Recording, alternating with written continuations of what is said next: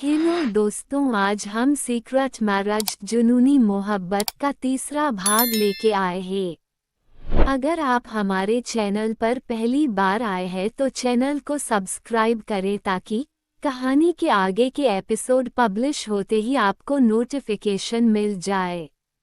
गौरी को अपने सामने देख यहाँ एक तरफ शिवांश को बहुत खुशी हो रही थी, वहीं उसे ऐसे बेहोश देख उसका दिल घबरा गया था।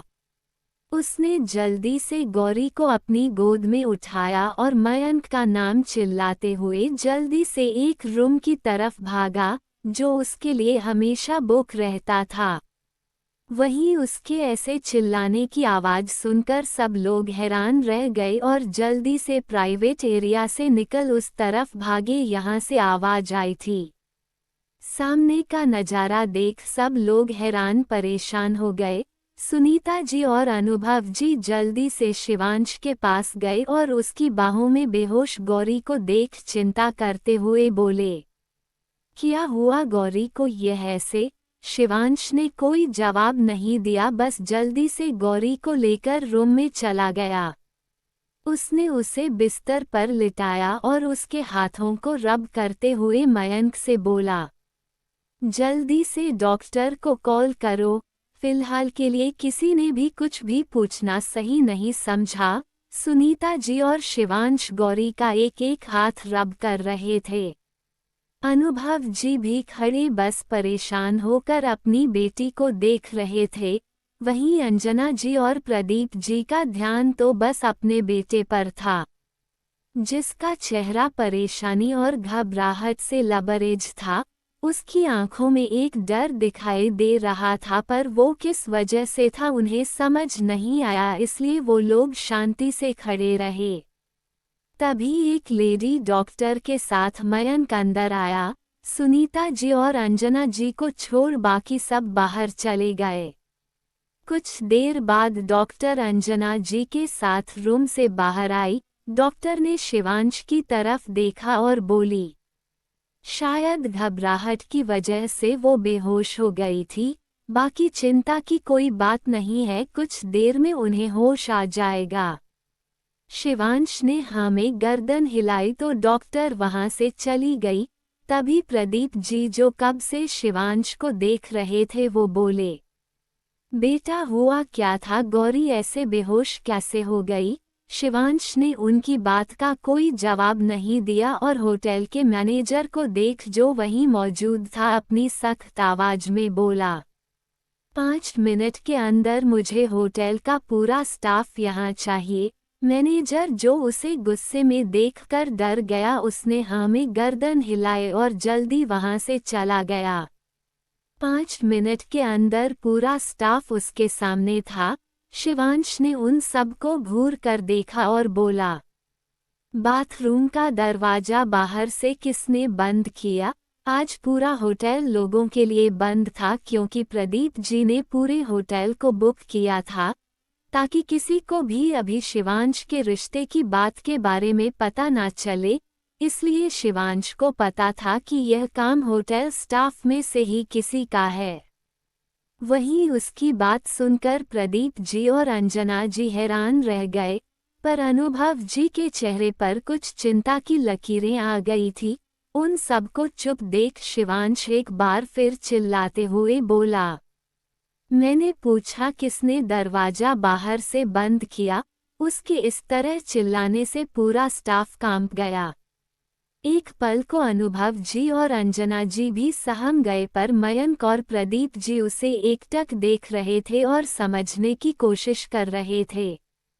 तभी एक स्टाफ मेंबर डरते हुए सामने आया और धीरे से बोला, स्टाफ, सॉरी सर, मुझे नहीं पता था कि मैम बाथरूम के अंदर है। उसकी बात सुनकर शिवांश ने खींचकर एक थप्पड़ उस इंसान को मारा जो एक लड़का था। थप्पड़ इतना जोर का था कि वो लड़का लड़खड़ा कर जमीन पर गिर गया। उसके मुंह से खून आने लगा। ये देख अंजना जी ने अपने मुंह पर हाथ रख लिया। वहीं शिवांश उस लड़के को देखते हुए गुस्से में बोला, तो बंद करने से पहले एक बार चेक नहीं कर सकते थे? अगर आज तुम्हारी गलती की वजह से उन्हें कुछ हो जाता तो। उसे इतने गुस्से में देख प्रदीप जी आगे आए और उनके कंधे पर हाथ रखते हुए बोले, शांत हो जाए बेटा, ये सब एक गलती थी। पर गौरी बिटिया ठीक है अब, इसलिए आप भी शांत हो जाए अब। अनुभव जी भी आगे आए और शिवांश को देखकर बोले, हाँ बेटा आप शांत हो जाए। दरअसल गौरी को बंद जगहों और अंधेरे से डर लगता है, घबरा जाती है वो, इसलिए शायद बाथरूम का दरवाजा बंद होने की वजह से वो घबरा गई थी और डर की वजह से बेहोश हो गई। पर आप फिक्र मत कीजिए, वो ठीक हो जाएगी। शिवांश ने कुछ नहीं कहा, बस गहरी सांसें लेकर खुद को शांत करने लगा। पर उसका शांत होने का नाम ही नहीं ले रहा था, उसे अभी भी बहुत घबराहट हो रही थी।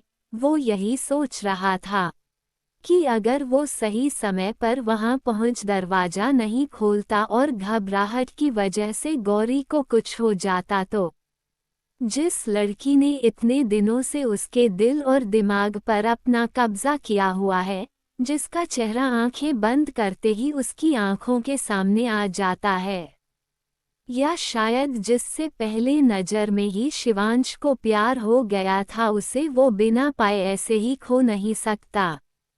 अभी तो उसे अपने प्यार का एहसास हुआ है, अभी तो उसे उसके साथ शादी करनी है, उसे अपनी जिंदगी में शामिल करना है, उसके साथ जिंदगी का हसीन सफ़र तय करना है। उसे वो कैसे कुछ होने दे सकता है, ये बात तो वो सपने में भी नहीं सोच सकता। कुछ देर बाद सब लोग रूम में मौजूद थे। यहाँ गौरी अभी भी बेहोश बिस्तर पर लेटी हुई थी।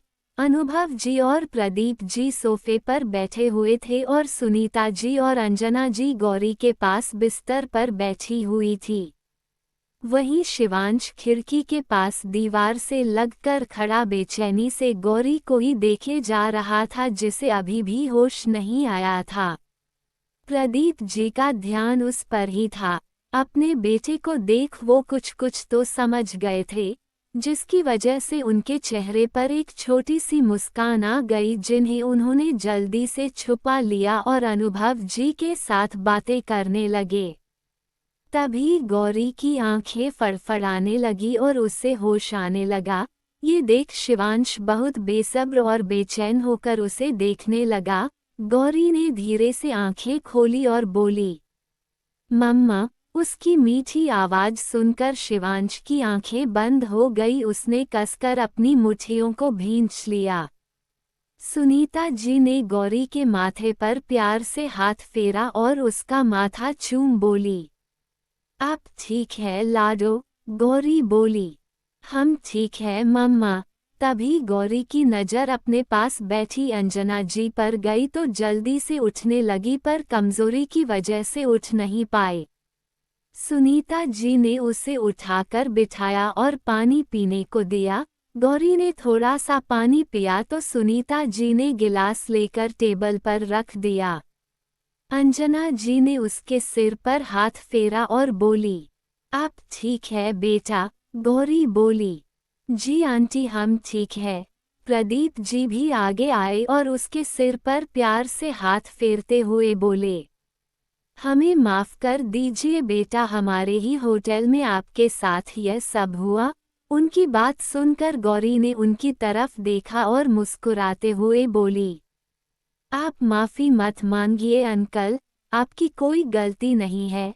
दरअसल हम ही हैं जो अंधेरे और बंद जगह से डर जाते हैं।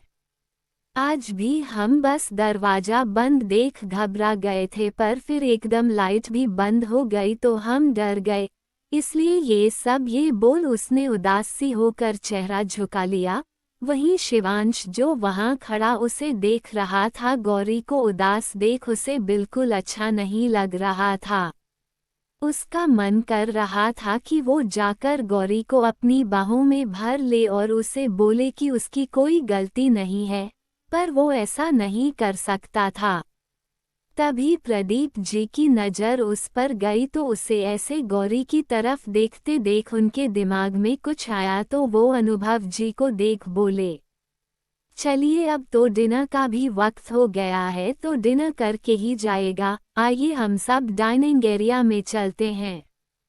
उनकी बात सुनकर अंजना जी ने उनकी तरफ कंफ्यूज नजरों से देखा, तो उन्होंने उन्हें कुछ इशारा किया जिसे समझ उन्होंने शिवांश की तरफ देखा जो अभी भी गौरी को देख रहा था। उनकी बात का मतलब समझ अंजना जी भी सुनीता जी को देख बोली, जी बहन जी चलिए डिनर कर लेते हैं। उनकी बात सुनकर सुनीता जी उन्हें देख बोली, पर गौरी, अंजना जी बोली, गौरी की फिक्र मत कीजिए, आप शिवांश है यहाँ पर, वो उनका ख्याल रखेंगे और दोनों बच्चों को आपस में बात करने का भी टाइम मिल जाएगा। उनकी बात सुनकर सुनीता जी ने अनुभव जी की तरफ देखा तो उन्होंने कुछ सोचते हुए हाँ में गर्दन हिला दी। उसके बाद चारों वहां से बाहर चले गए। मयंक जो वहीं खड़ा था वो शिवांश को देखकर शरारत से बोला, मैं यही रुकू कि जाऊं? शिवांश ने उसे आंखें दिखाई तो वो मुस्कुराते हुए वहां से चला गया। अब उस रूम में गौरी और शिवांश अकेले ही थे। गौरी की हिम्मत नहीं हो रही थी नजरें उठाकर सामने देखने की। वो सिर झुकाए वैसे ही बैठी रही। शिवांश धीरे से चलते हुए उसके करीब आया और बेड के पास खड़े होकर उसे देखते हुए बोला, अब आपकी तबीयत कैसी है? गौरी ने उसकी बात सुनी तो धीरे से नजरें झुकाए ही बोली, जी हम ठीक है। उसकी मीठी सी आवाज सुनकर शिवांश को बहुत अच्छा लगा।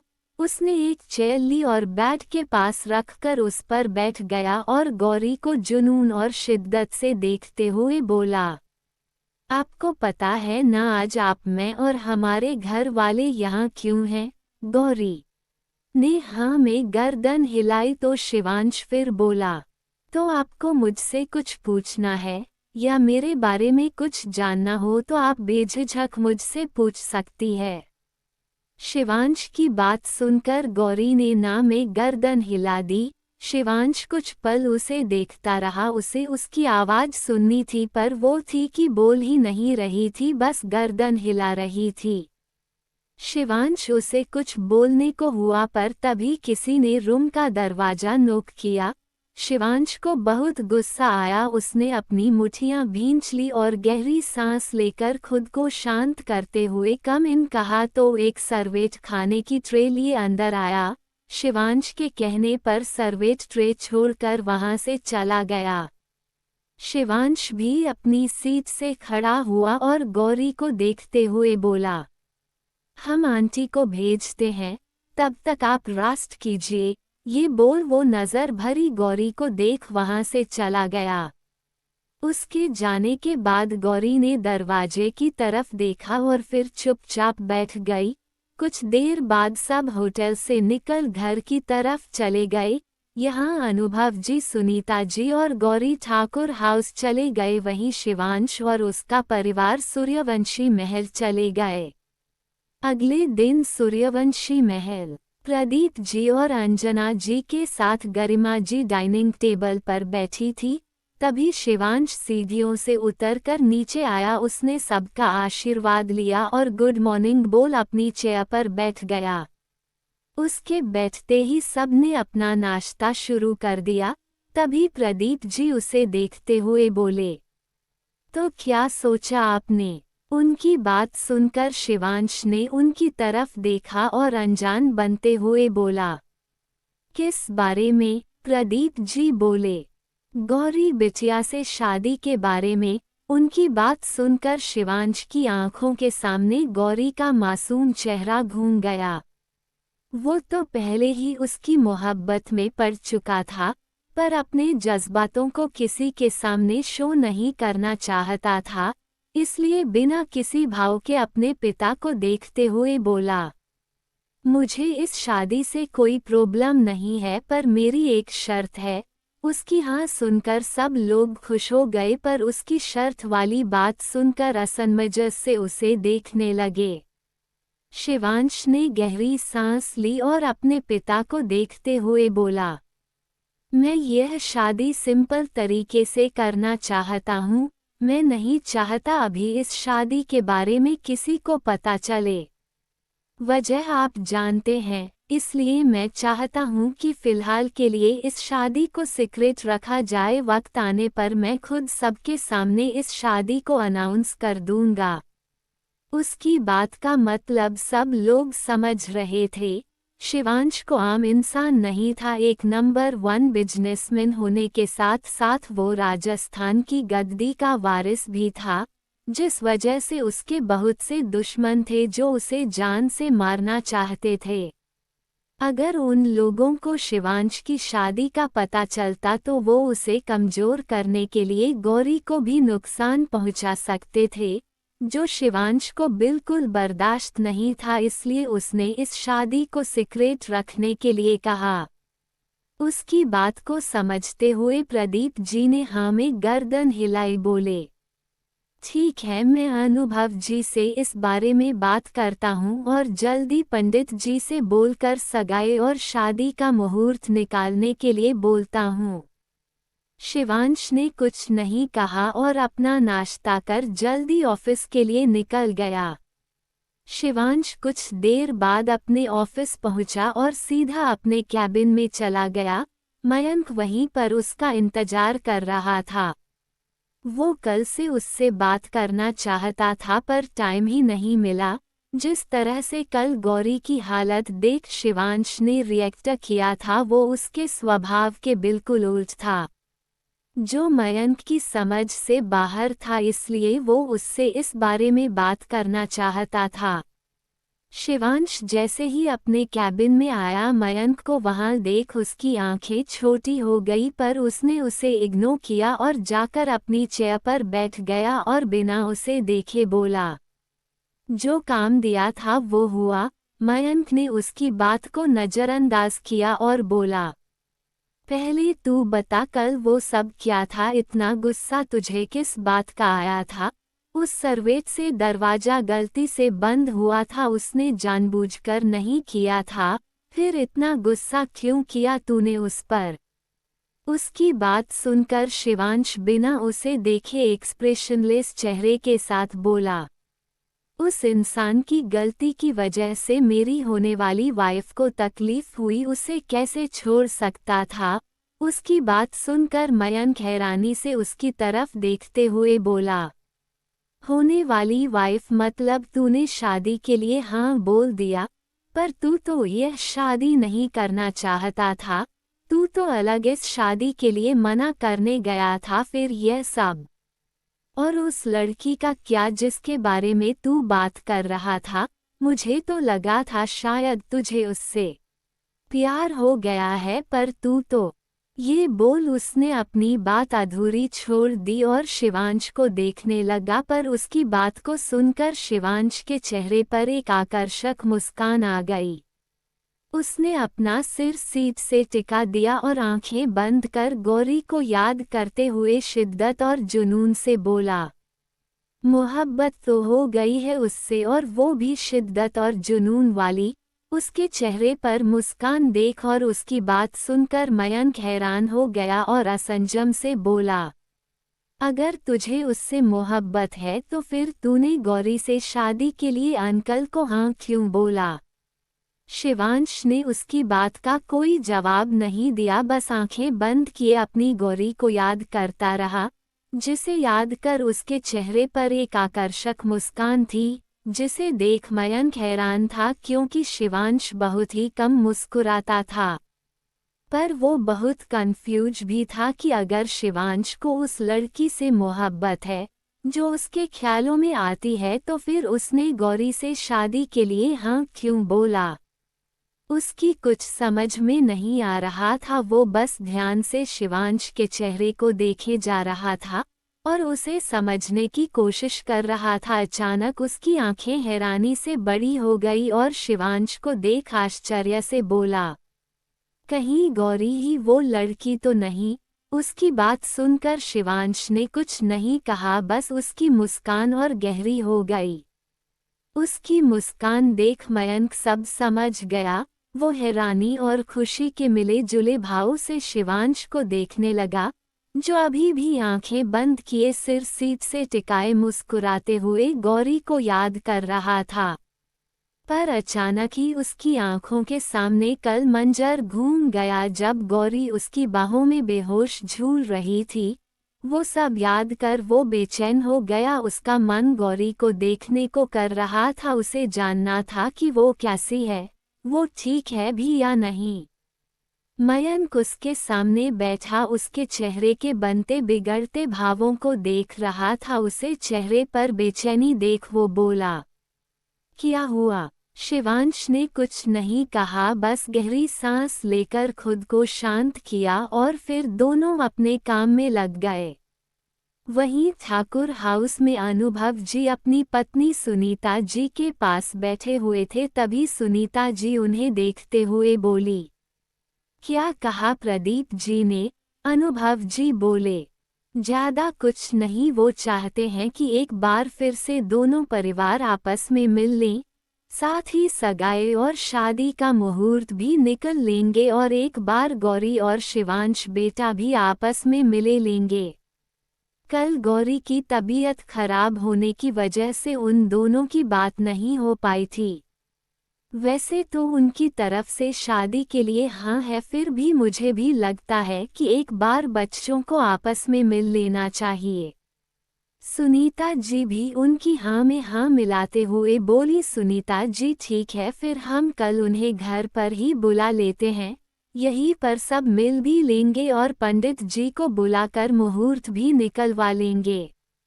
अनुभव जी ने हाँ में गर्दन और प्रदीप जी को फोन कर सब कुछ बता दिया।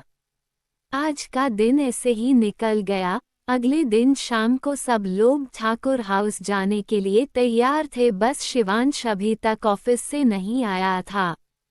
प्रदीप जी ने उसे फोन लगाया तो मयंक ने उन्हें बताया कि वो सीधा वहीं पर पहुंच जाएंगे।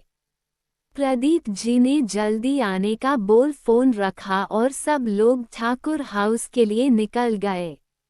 एक गाड़ी में प्रदीप जी, गरिमा जी और अंजना जी के साथ थे। एक गाड़ी में बस गिफ्ट्स भरे पड़े थे। 2 गाड़ियां गार्ड्स की थी जो उनकी सेफ्टी के लिए थी। कुछ देर बाद वो लोग ठाकुर हाउस पहुंच गए। प्रदीप जी ने गाइड्स को दूर से ही उन्हें प्रोटेक्ट करने के लिए कहा था, क्योंकि वो नहीं चाहते थे कि अभी किसी को इस बारे में पता चले। अनुभव जी और सुनीता जी ने उनका अच्छे से स्वागत किया और अंदर ले गए। सब लोग लिविंग रूम में बैठ गए। सुनीता जी दरवाजे की तरफ देखते हुए बोली, दामाद जी नहीं आए? उनकी बात सुनकर प्रदीप जी बोले, उनकी एक जरूरी मीटिंग थी इसलिए लेट हो गए, थोड़े टाइम में आते ही होंगे। तभी अंजना जी उन्हें देख बोली, गौरी बिटिया कहाँ है, उन्हें तो बुलाए। सुनीता जी ने हाँ में गर्दन हिलाई और ऊपर रूम की तरफ बढ़ गई। यहाँ पर गौरी थी। अंजना जी ने हाँ में गर्दन हिलाई तो सुनीता जी ने एक सर्वेंट को गौरी को देख कर आने के लिए कहा। सुनीता जी ने सर्वेंट को बोलकर तरह तरह का नाश्ता उनके सामने परोसा। वहीं ठाकुर हाउस के बाहर एक कार आकर रुकी, जिसमें से ड्राइवर बाहर निकला और पीछे का दरवाजा खोला तो शिवांश अपनी दमदार और रौबदार पर्सनैलिटी के साथ बाहर आया। ब्लैक 3-पीस सूट, एक हाथ में महंगी घड़ी, एक में कड़ा, जेल से सेट किए बाल, पांवों में महंगे चमचमाते जूते। इस समय वो बहुत ही दिलकश लग रहा था। कोई भी लड़की उसे देखती तो उस पर जान फिदा कर देती। शिवांश ने सामने घर की तरफ देखा। ना ज्यादा बड़ा और ना ज्यादा छोटा घर था, पर फिर भी बहुत सुंदर था। सामने एक छोटा सा गार्डन था। यहाँ तरह तरह के फूल लगे हुए थे जो उस गार्डन की खूबसूरती को और भी बढ़ा रहे थे। शिवांश शिद्दत से उस घर को देखते हुए अंदर की तरफ बढ़ गया। उसके साथ ही मयंक भी था। वो भी आज कमाल का लग रहा था, पर शिवांश से कम।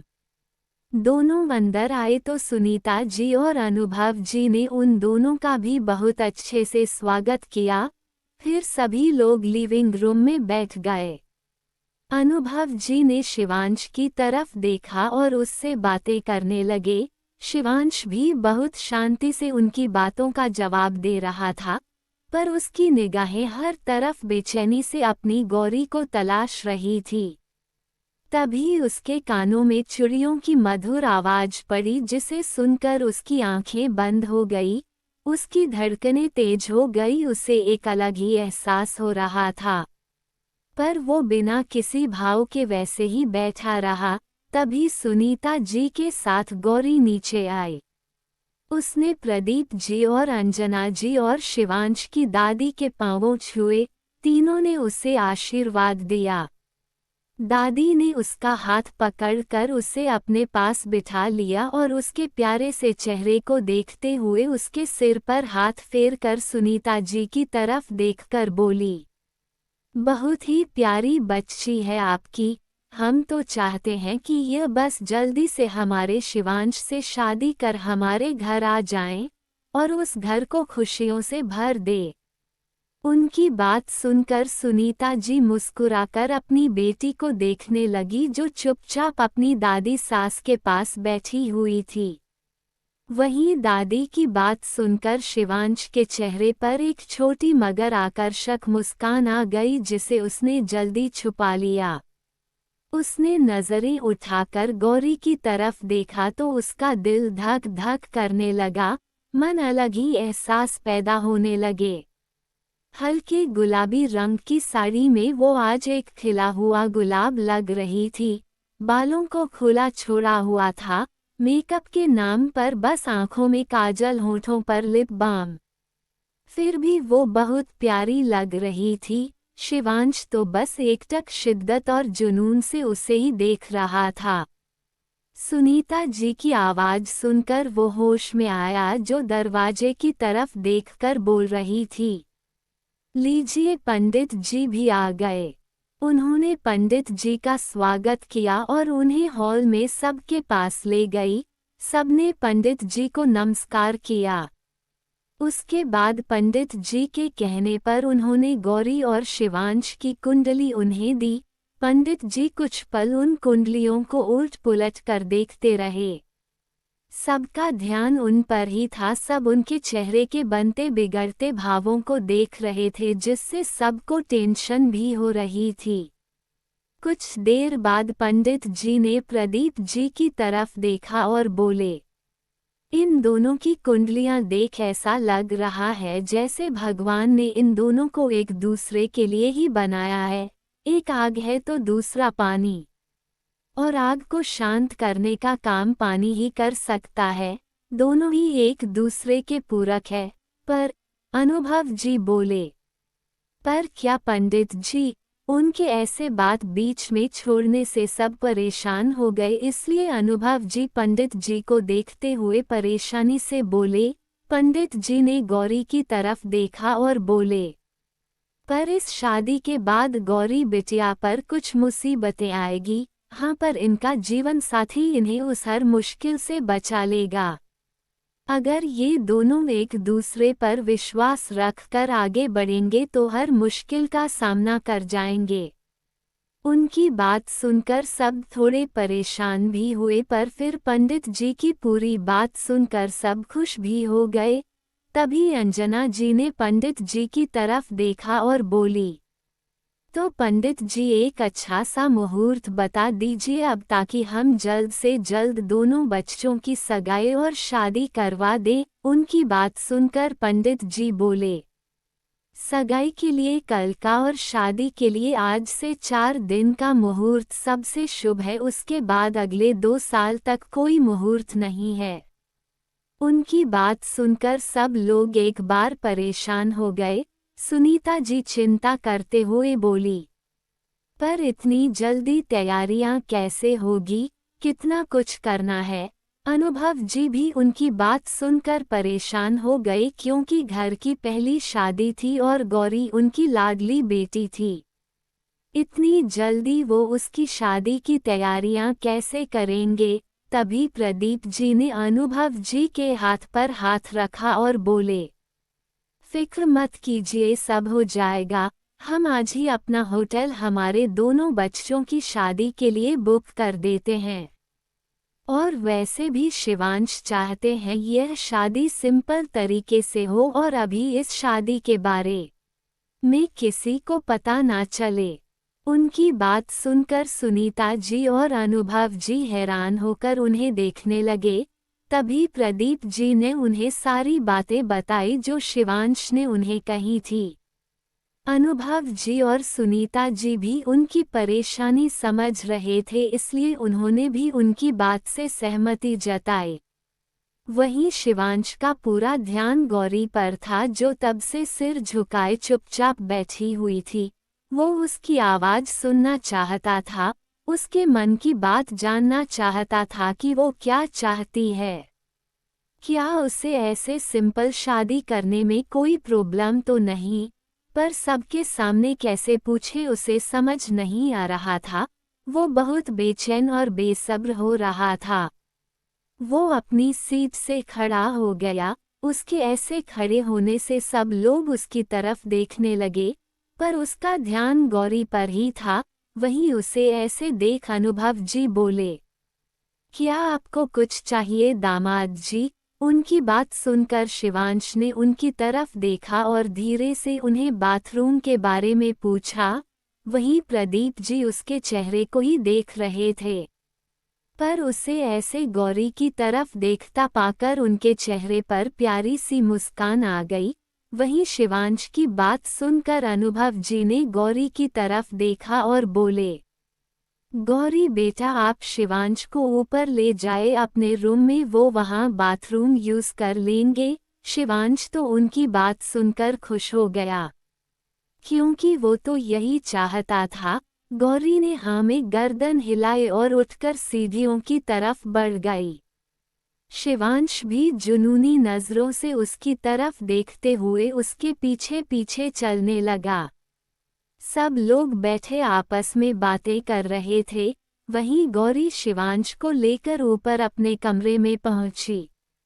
उसने गर्दन झुकाए हुए ही बाथरूम की तरफ इशारा किया।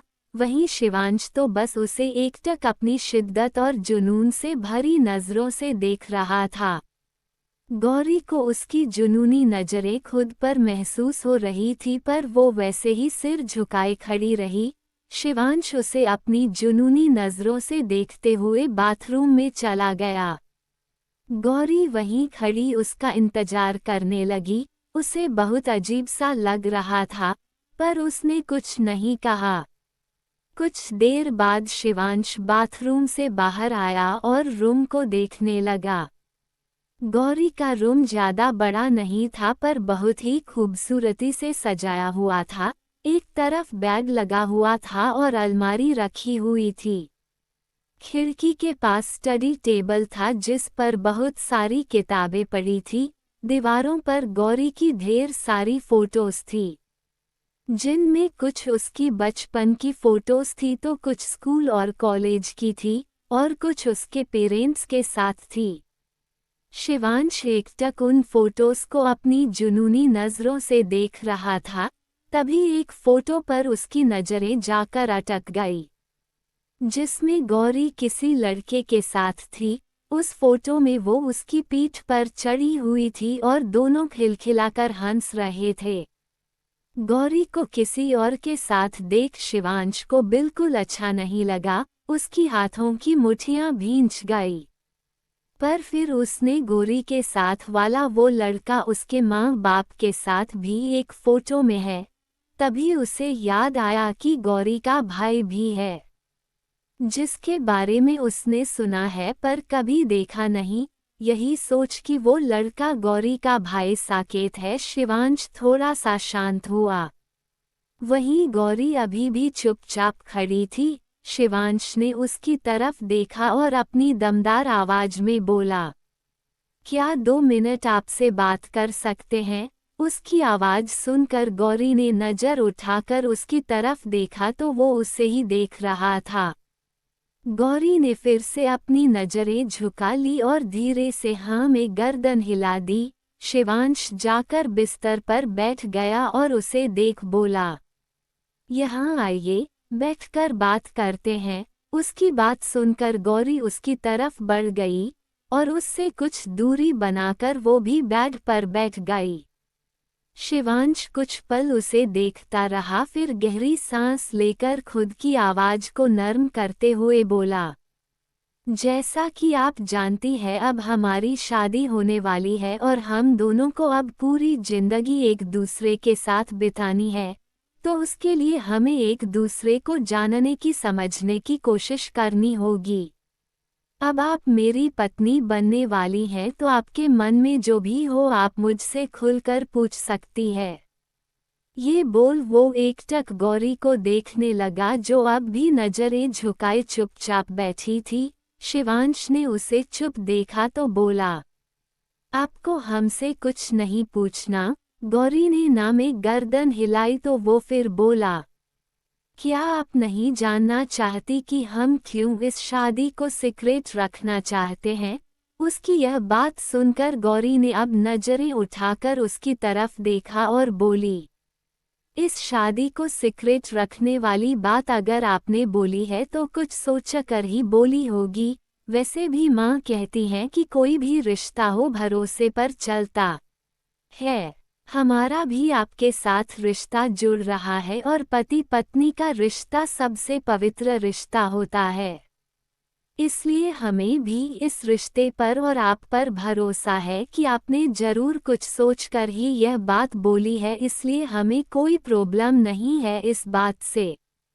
ये बोल उसने फिर अपनी नजरें झुका ली। वहीं उसकी मीठी सी आवाज सुनकर और उसकी बातें सुनकर शिवांश को बहुत अच्छा लगा। उसके दिल को एक सुकून सा मिला।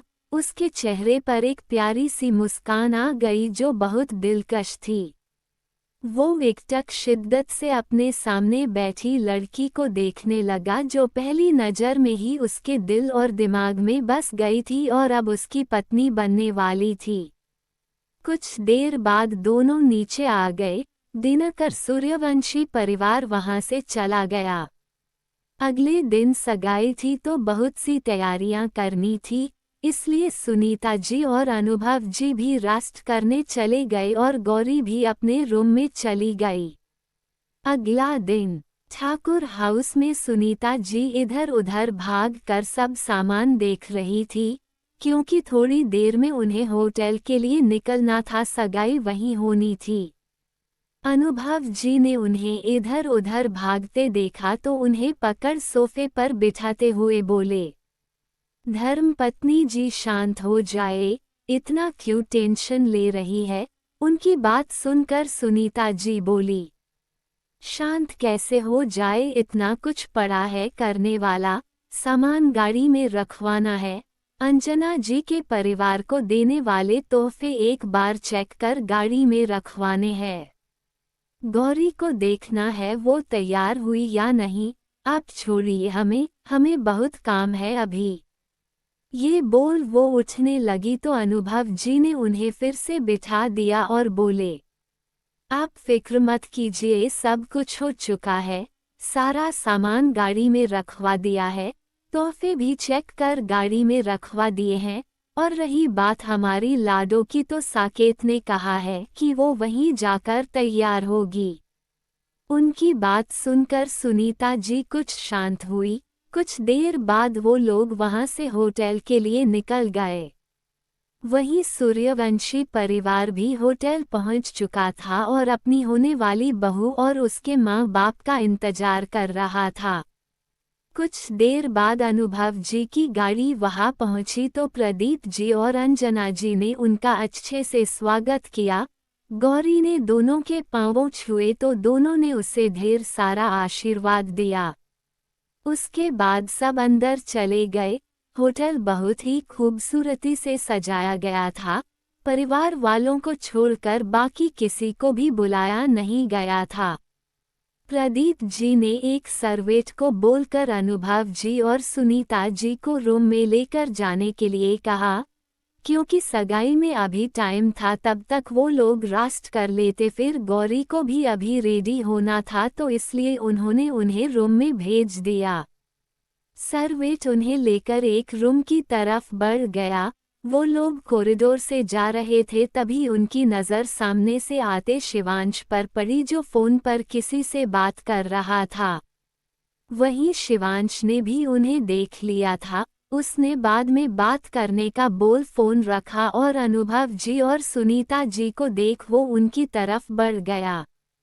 उनके पास जाकर उसने उन दोनों के पाँवों छुए तो दोनों ने ही मुस्कुराते हुए उसे आशीर्वाद दिया।